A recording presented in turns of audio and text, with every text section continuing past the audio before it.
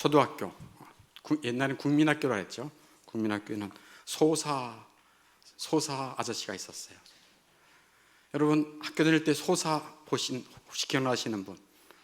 한 절반은 약 한 3분의 1은 되는 것 같아요. 소사 아저씨는 제가 이렇게 어렸을 때 기억을 더듬어 보니까 제가 다니던 학교는 추웠잖아요. 강원도니까. 그래서 겨울에 난로에 땔감들을 저 창고에 가면은 이렇게 벌리고 있어요. 그럼 착착 몇 개를 줘요. 가져와서 이제 불 떼죠. 그런 일을 하시고, 칠판이 떠져 있으면 그거 갖다가 박아줘서 선생님들이 잘 가르칠 수 있도록 도와주시고, 청소도 하시고, 학교 내의 소소한 일들을 다, 그래서 작은 사명을 가진 자, 그래서 소사라 그래요. 소사 아저씨 또는 소사 선생님 이렇게 불렀어요. 지금도 그 선생님, 그 소사 아저씨 생각이 나요. 이렇게 얼굴이 지금도 선해요. 작은 일에 부름받은 자를 이제 소사라고 한다면, 큰 일에 부름받은 자는 대사라 그래. 대사. 영어로는 엠베서더 해서 대사. 나라를 대표해서 파견되어 다른 나라에서 그 나라를 위해서 일하는 큰 일꾼, 이걸 대사라고 얘기합니다. 근데 오늘은 저는 대사 가운데서도 지금까지 역사상에서 가장 위대한 대사, 그 대사가 누구냐? 하늘에서 파견받아 이 땅에 내려오신 예수 그리스도, 그분은 대사 중에 대사이십니다. 하늘을 대표해서 파견받았다니까요. 그러니까 사람이 사는 동네에 파견받으려고 하니까 하나님이신 예수님이 뭐가 되셨어요? 인간이 되셨어요. 성령의 감동으로 인간의 몸으로 태어나서 이 땅에 오셔서 대사의 일을 감당하셨어요. 그러면 대사는 사명이 있잖아요. 사명. 큰 사명이 있잖아요. 어떤 사명을 가지고 오셨을까요? 한번 물어봅시다. 제가 오늘 성경 말씀을 중심해서 두 가지만 말씀하려고 해요. 어떤 사명을 가지고 나왔을까요? 저기 오늘 나가시면서 떡도 주는데요, 떡을 2개나 드릴게요. 알아맞히면. 어떤 사명일까요? 첫째는, 우와, 어떻게 하셨어요? 하나님의 백성을 구원하시는 일이에요. 또 하나는 뭘까요?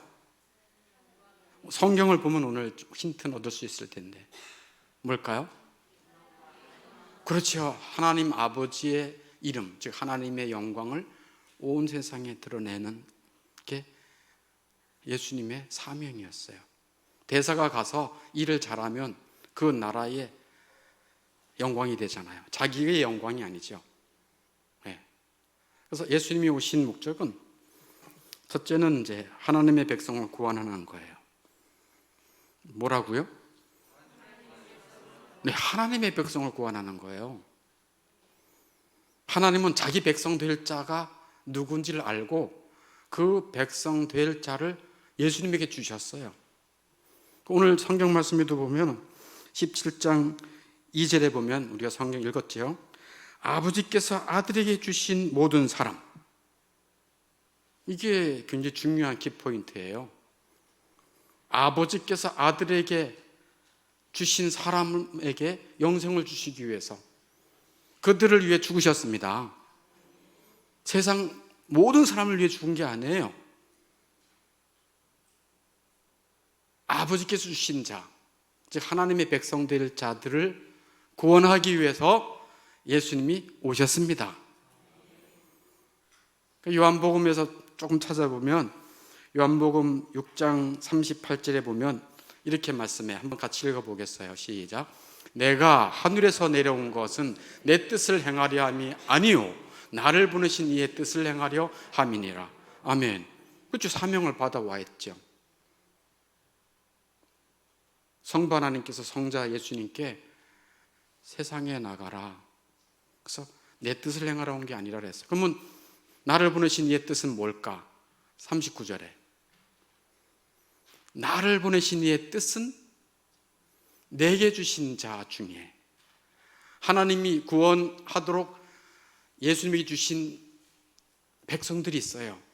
그들을 하나도 잃어버리지 않고 마지막 날에 다시 살리는 것입니다. 40절에 조금 더 부연 설명해 놓죠. 한번 같이 읽어볼까요? 시작. 내 아버지의 뜻은 아들을 보고 믿는 자마다 영생을 얻는 이것이니 마지막 날에 내가 이를 다시 살리리라. 아멘. 아버지의 뜻은 아들을 보고 예수님을 보고 믿는 자에게 뭐를 주시려고요? 영생. 우리가 엄마 아버지로부터 태어난 생명이 있어요. 이 생명, 이 육체의 생명이에요. 그러나 영생은 예수님이 주십니다. 이 육체의 생명은 죽어요. 늙어 죽고 교통사고가 나도 죽고 병 들리면 더 빨리 죽어요. 그러나 예수님이 주신 영생의 생명은 영원합니다. 영원한 나라에서 사는 거예요. 우리가 이 땅에 살면서 얼마나 힘듭니까? 여러분 많이 힘들지요. 추석 명절 보내고 왔지만 일가 친척 만나는 것도 힘든 일이에요. 여러분 얼굴은 안 힘들어요 이런 것 같은데 힘든 일이에요.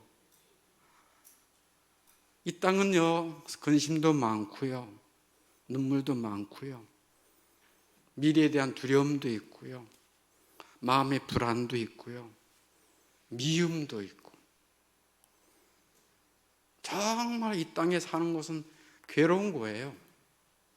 그러나 영생의 나라는 죄도 없고 미움도 없고 더 이상 이별도 없고 아픈 것도 없고 눈물도 없고, 할렐루야, 그런 나라가 있다니까요. 그 나라 백성 삼기 위해서 사랑이 많으신 하나님이 그 아들 예수님을 대사로 보내신 것입니다. 그래서 내 백성을 구원해라, 죄에서 구원해라, 죽음에서 구원해라, 마귀에서 구원해라, 세상 욕망을 따라 살다가 불나방처럼 타 죽어가는 영혼들을 구원해라, 영생이 뭔지도 모르는 자들에게 눈을 열어 영생의 나라로 인도해라. 할렐루야. 그래서 예수님이 오신 거예요. 예수님은 요한복음 5장 24절에서 또한 이런 말씀을 하죠. 한번 같이 읽어보겠습니다. 내 말을 듣고 또 나 보내신 이를 믿는 자는 영생을 얻었고 심판에 이르지 아니하나니 사망에서 생명으로 옮겼느니라. 아멘. 내 말을 듣고 예수님의 말을 믿고 또 나 보내시니 하나님을 믿는 자, 뭐를 얻는다고요? 영생이에요. 심판받지 않아요. 죄의 심판받지 않아요. 사망에서 생명으로 옮겨지는 것입니다. 누구든지 예수님을 나의 죄를 위해 죽으신 구원자로 믿으면 영생합니다. 그리고 하나님의 백성이 되어 영원한 나라를 상속받습니다. 그래서 예수님은 하나님의 백성, 즉 구원의 사명을 잘 수행했다고 이제 제자들 앞에서 하나님께 기도하고 있어요. 오늘 그게 17장 2절에 다시 한번 보면 17장 2절 앞에 뜨고 있습니다. 같이 한번 읽겠습니다. 시작. 아버지께서 아들에게 주신 모든 사람에게 영생을 주게 하시려고 만민을 다스리는 권세를 아들에게 주셨습니다. 4절. 아버지께서 내게 하라고 주신 일을 내가 이루었습니다. 네, 다 이루었습니다 하고 고백하고 있어요. 그래서 지금 예수님의 제자들 앞에서 지금 기도하고 하나님 앞에 자기의 사명을 이제 다 이루었음을 이제 하나님 앞에 고하는 거예요. 제자들은 예수님이 이 일을 위해 오셔서 보이는 세상이 전부인 줄만 알고 그냥 고기잡이해서 생계 이어가고 뭐 그렇게 살던 이 어부들이나 제자들이 영생의 나라에 대한 눈이 열려진 다음에 예수님의 제자들은 어떤 일을 했을까요? 네, 예수님이 하시던 일을 그대로 했습니다. 그래서 사람 낚는 어부 일을 하고요, 복음을 전했어요. 왜? 예수님을 믿으면 영생하니까. 예수님을 믿으면 죄의 노예, 세상의 노예에서 벗어나니까. 그래서 그 일을 했어요. 그래서 예수님이 12제자 가운데 대표인 수제자인 베드로 사도행전 2장 38절에 너희가 회개하여 각각 예수 그리스도의 이름으로 세례를 받고 죄의 사함을 받으라. 그리하면 성령의 선물을 받으리니. 성령의 선물을 받는다는 얘기는 성령께서 임하시면 예수님을 믿게 됩니다. 그래서 베드로가 그렇게 선포했어요. 예수님이 떠나 부활 승천하신 다음에 곧바로 그 일만 했어요. 나중에는 복음 전한다고 붙잡혀서 거꾸로 매달려 순교당했지만, 또 사도 바울도 마찬가지예요. 가는 곳곳마다 예수님을 전했어요. 사도행전 16장 31절이 뭐게요?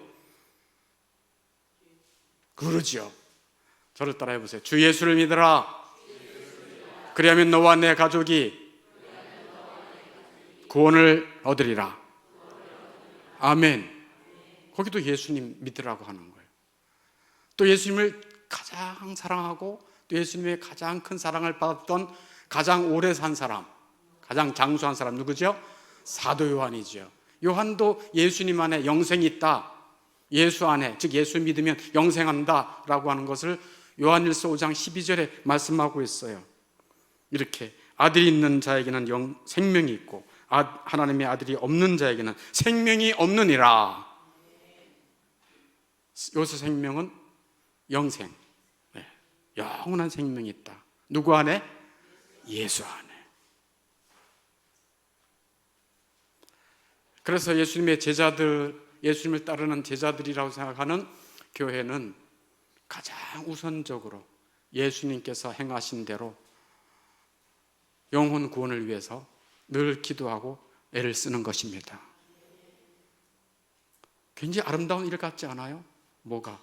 다른 사람에 대해서 관심을 갖잖아. 모든 인간은 다른 사람에 관심을 갖지 못해요. 자기에게만 관심을 가져요. 내가 잘 돼야지, 내가 안전해야지, 내가 성공해야지. 내 욕심, 내 자아 성취. 그런데 예수님의 제자들은 뭐 합니까? 다른 영혼을 귀히 여기고 그들 영혼이 예수를 만나면 참 좋겠다, 그런 마음을 가지고 다른 영혼을 관심 가지니 이 얼마나 아름다운 인생이 펼쳐진 것입니까? 어찌하든 예수님의 제자들은 이렇게 예수님의 뒤를 따라 살았다. 하나님의 백성들을 구원하기 위해 애썼다는 것이죠. 그래서 예수님은 이 땅에 큰 사명을 가져오셨는데, 어떤 사명이요? 하나님의 백성을, 아무나가 아니라 하나님이 주신 하나님의 백성 될 자들을 구원하시기 위해 오신 것입니다. 두 번째, 마지막이에요. 두 번째는 하나님의 영광을 온 세상에 나타내는 것이었습니다.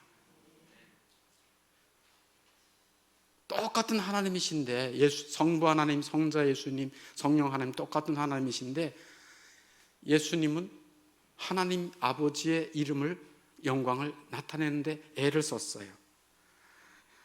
오늘 17장 1절에 보면은 17장 1절 한번 같이 읽겠습니다. 시작. 아버지여 때가 이르렀사오니 아들을 영화롭게 하사 아들로 아버지를 영화롭게 하게 하옵소서. 아멘. 이렇게 기도해요. 첫 기도가 아버지여 때가 이르렀습니다. 아들을 영화롭게 해주십시오. 아들을 영화롭게 해달라는 얘기는 뭘까요? 나를 높여달라, 내게 주신 사명을 잘 감당할 수 있게 해달라는 거예요.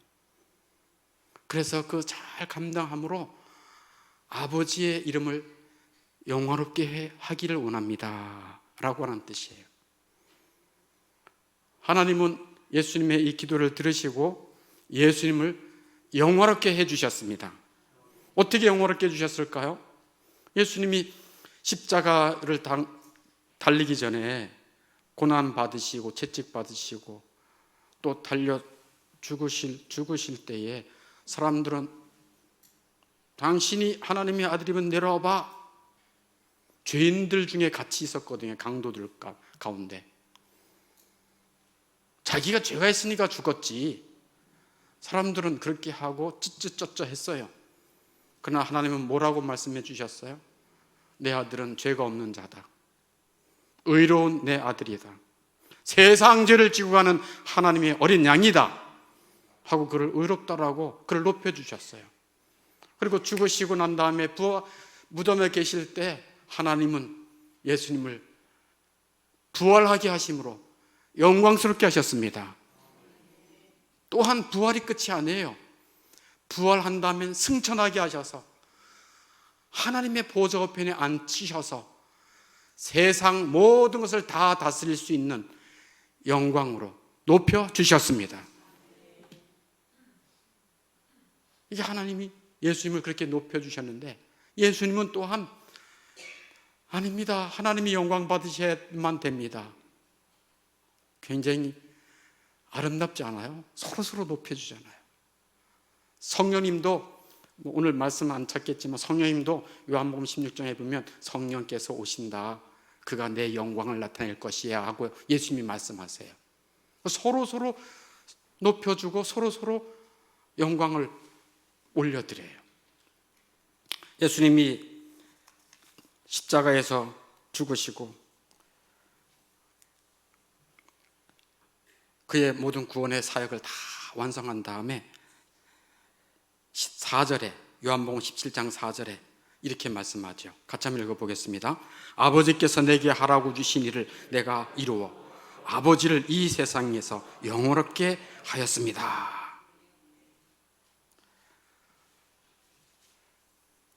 하나님 아버지, 세상의 모든 사람들은 다 죄인인데 다 심판받아야 되잖아요. 근데 제가 다 받았지 않습니까? 하나님의 백성 될 자들의 죄를 제가 다 심판받고 십자가에 달려 저주를 받지 않았습니까? 죽음의 형벌을 받지 않았습니까? 제가 심판을 다 받고 죽음의 형벌을 받음으로 하나님은 죄를 반드시 심판해야 된다라고 하는 하나님의 공의를 나타내므로 하나님의 영광을 세상에 보였습니다. 그리고 그 죄인들은 다 심판받아야 마땅하지만 내가 그들을 대신해서 죽게 함으로 그들을 구원하시려고 하는, 그들을 사랑하시는 하나님의 큰 사랑을 온 땅에 드러냈습니다. 그러니까 하나님 아버지 영광 받으세요. 제가 와서 이렇게 십자가에서 모진 고난과 고통과 죽음을 다 당했지만 나를 희생해서 하나님 당신의 백성들을 삼기 위해서, 세우기 위해서 나를 희생하였지만 그 속에는 구원받을 백성들을 사랑하시는 하나님의 사랑이 하늘만큼 땅만큼 가득하다는 것을 제가 다 보였습니다. 하나님 영광 받아주십시오 하고서는 예수님은 하나님의 영광을 드러낸 것입니다. 그래서 예수님은 그의 구원 사역을 잘 수행함으로 무슨 영광을 드러냈습니까? 누구의 영광을? 하나님 아버지의 영광을 드러냈어요. 그런데 말입니다, 이렇게 하나님의 백성을 구원하고 하나님의 영광만을 드러내는 이런 정말 아름다운 삶을 살아갈 때 하나님 아버지는 예수님을 이 땅에 보내셨잖아요. 근데 보내실 때 가서 한번 힘써서 해라 하고 홀로 보내시지 않았어요. 참 놀라운 비밀을 알려드릴게요. 혼자 보내지 않으셨어요. 참 비밀이에요. 놀라운 비밀. 그러면 누구를 보내셨는가? 예수님을 보내실 때 누구를 보내셨을 것 같아요? 이사야서 42장 1절에 보니까 이렇게 말씀하고 있어요. 하나님이 내가 붙드는 나의 종, 예수님을 나의 종이라고 말하고 있어요. 내 마음에 기뻐하는 내가 택한 사람을 보아라. 내가 택한 사람이 누구요? 예수 그리스도예요.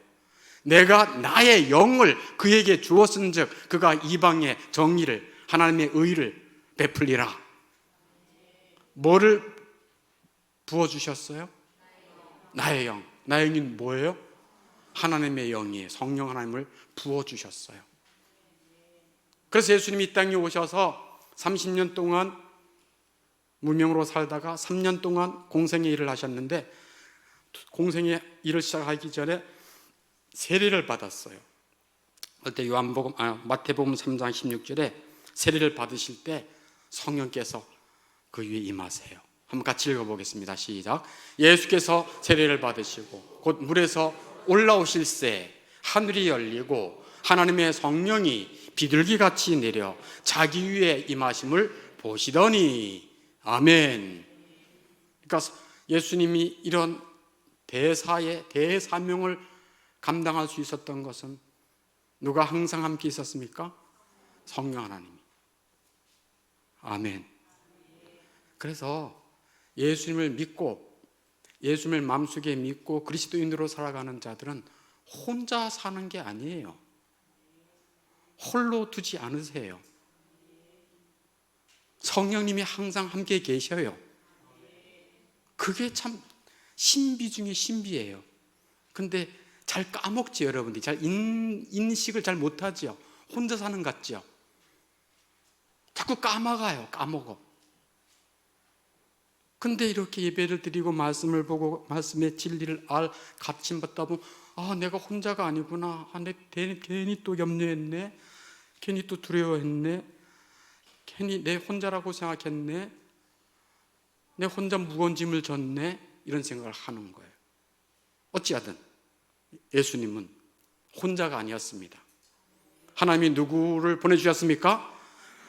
하나님의 영, 내 영을 보내주겠다 라고 말씀하셔서 예수님은 그 일을 잘 감당할 수 있었습니다.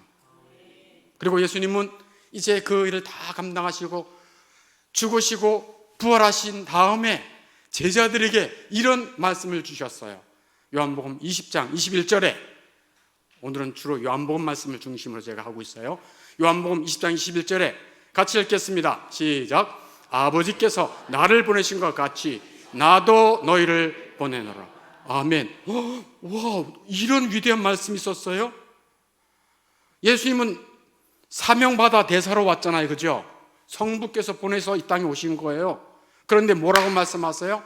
아버지께서 나를 보내신 것 같이 나도 너희가 누구예요? 제자예요. 지금으로 말하면 너희가 누구예요? 예수 믿는 그리스도인, 예수를 마음에 품고 있는 성도. 예수님이 지금 말씀하세요. 아버지께서 나를 보내신 것 같이 나도 너희를 보내노라. 예수 믿는 자들을 동일하게 보내겠대요. 뭐를 위해서요? 그렇지요. 하나님의 백성 구원하는 일에 내가 너희를 보내겠어. 또 뭐를 위해 보내겠다고요? 내 아버지의 영광을 위해 내가 너희를 보내겠어. 그 말씀이 여기에 그대로 포함되어 있는 거예요. 그래서 하나님의 백성들은, 즉 구원받는 백성들은 다른 영혼에 관심을 가져야 됩니다. 자기 영혼에 관심을 갖는 건 물론이고, 그래서 구원하는 일에 힘써야 돼요. 여기 구원이잖아요. 구원과 거룩의 뭐요? 목마름. 구원이라고 하는 것은 죽은 다음에 천국 가는 것만이 구원이 아니지요.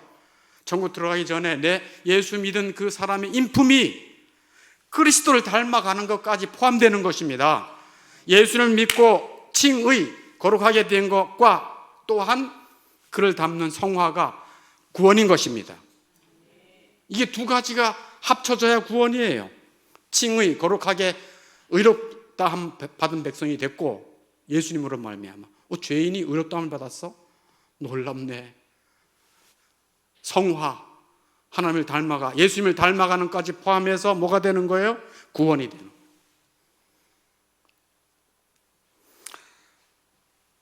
그래서 그리스도인들은 하나님의 백성들을 구원하는 일에 힘써야 할 것입니다.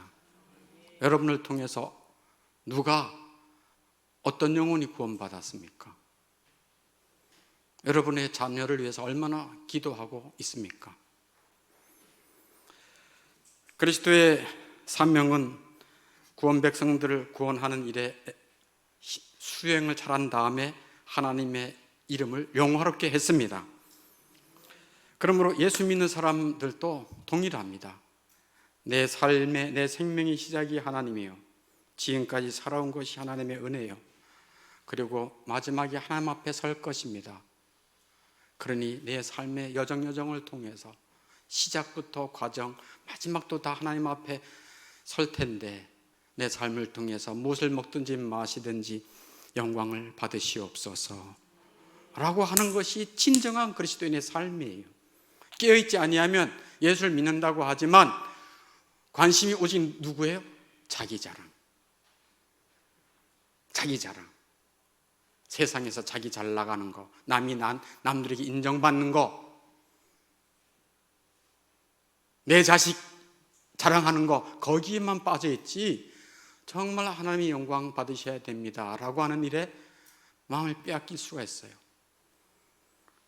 로마서 11장 36절에 있듯이 이는 만물이 주에게서 나오고 주로 말미암고 주에게로 돌아갑니다. 그에게 영광이 세세에 있을지어다. 아멘.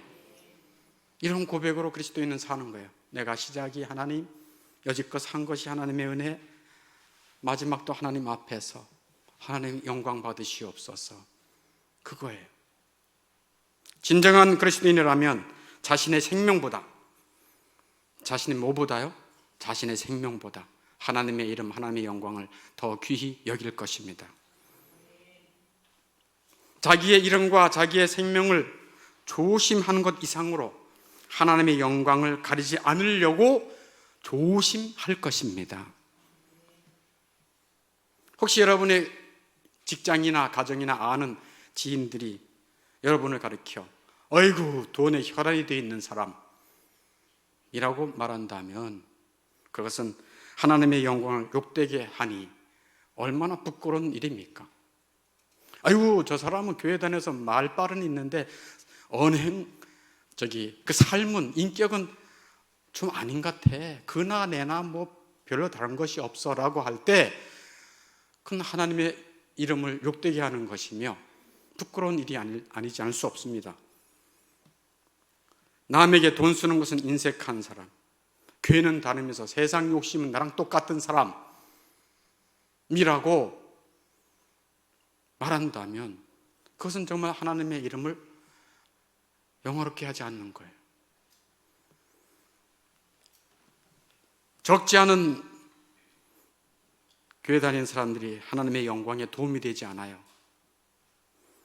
자기 영혼에도 관심을 두지 않고 그냥 세상에만 관심을 둬. 다른 영혼을 소중히 여기는 마음 같지도 않고 영혼 구원에도 소홀해요. 관심이 없어요. 오직 관심이 있다면 보이는 세상, 욕심, 또 근심에 매달려 살지요. 정말 그리스도인이라 하면서 예수님이 주신 그 사명을 따라 하나님의 백성을 구원하는 일에 또 하나님의 나는 내 생명보다는 하나님의 영광이 더 나타났으면 좋겠어. 이런 삶을 사는 것이 이 가당키도 하단 말입니까? 이 불가능한 일이에요. 사람의 힘으로는. 사람의 관심은 오직 누구에게 가 있을 수 있어요? 자기에게만. 가족도 남이라니까요. 일단 자기. 그리고 하나님의 영광보다는 세상. 그러니 제가 오늘 예수님의 대사로서의 사명은 두 가지입니다. 하나님의 구원 백성들을, 하나님의 백성을 구원하는 겁니다. 그리고 하나님의 영광을 위해 살아가는 겁니다. 우리도 그렇게 살아야 되지 않겠습니다. 끝! 이러면 그렇게 살 수 있는 사람이 없다니까요. 나가면서 잊어버린다니까요.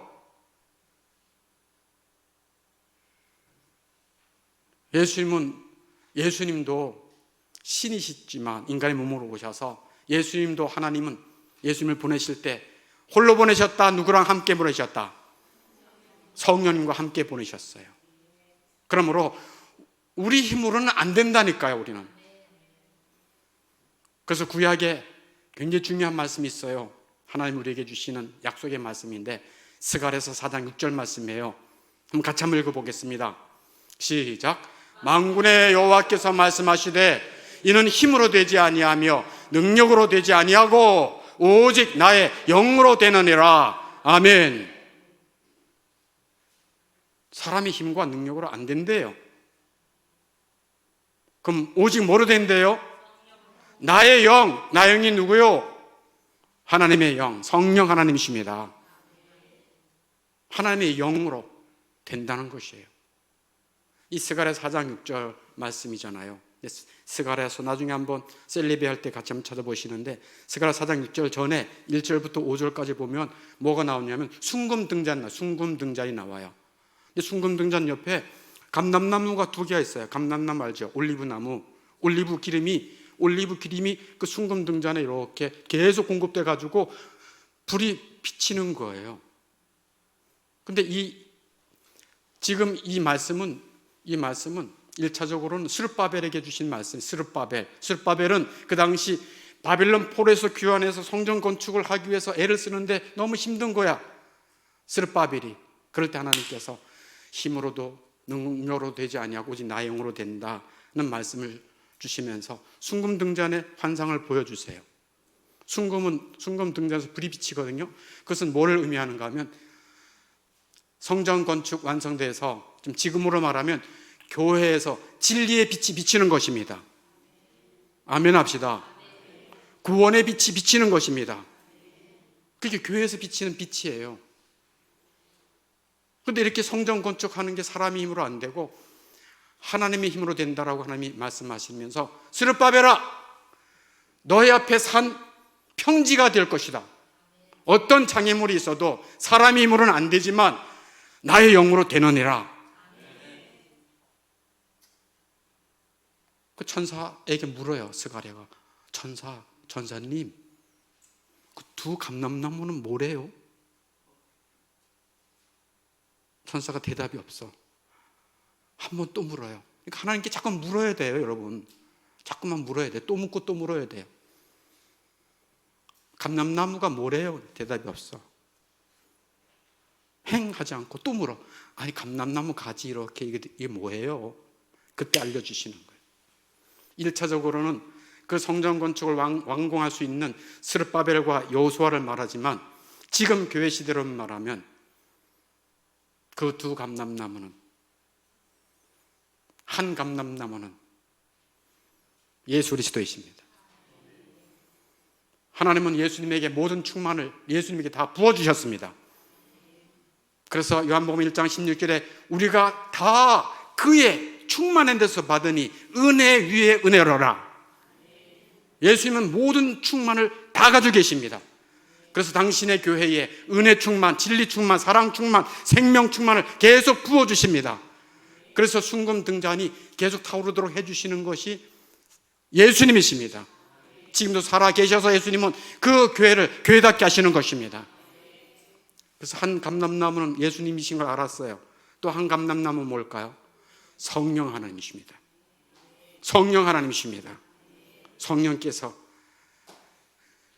교회 주신 사명과 하나님의 영광을 위해 살 수 있도록 계속해서 은혜 위에 은혜를 부어주시는 것입니다. 그래서 교회를 다니고 예수를 믿는 자들은 늘 내가 혼자가 아니지, 성령님을 보내주셨지. 또 잊어버렸네. 또 내가 내 육신의 힘으로 살려래. 내 알량한 이성으로 살려고 그랬네. 용서해 주세요. 내가 죄를 지을 때 성령님이 근심하시고 소멸하시는데 정말 잘못했습니다. 회개도 하고. 하나님, 내가 하나님의 영광을 위해 살도록 불러주셨는데 하나님의 영광을 위해 살지 못했어요. 용서해 주십시오 하고 회개할 때 예수님이 약속한 대로 하나님의 성령을 주십니다. 그래서 오직 예수 그리스도를 믿는 자들은 성령으로 말미암아 주신 사명을 따라 살아갈 수가 있습니다. 여러분, 무슨 사명을 가지고 살아가십니까? 그러면 오늘 잊지 마세요.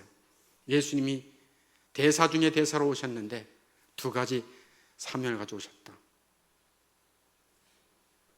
여러분들에게도 이런 은혜가 있기를 주의 이름으로 축원합니다.